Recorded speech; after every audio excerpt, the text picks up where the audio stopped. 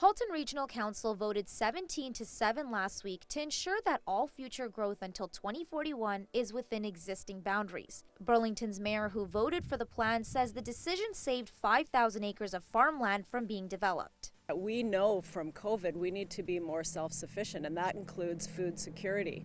And if we develop and pave over farmland, there's nowhere to grow our own food supply. We heard throughout this process from farmers who wanted us to develop, wanted us to switch the designation on their land because they are having real trouble farming next to urban areas. Bunchberry Connections is a nonprofit charity that grows produce to supply its own food bank.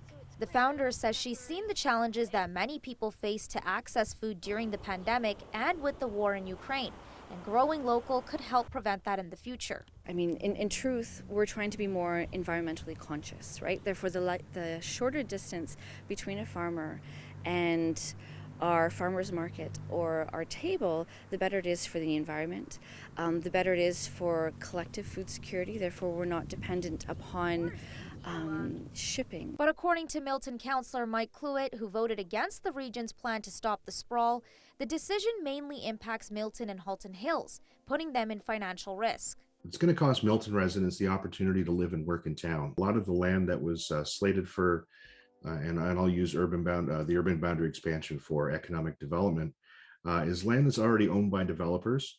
It's not being farmed for any food purpose in our community. But if we can't have locations for economic development and jobs locally here to Milton, they're going to have to go elsewhere. He tells us that part of the land included in that 5,000 acres can't even be used for farming.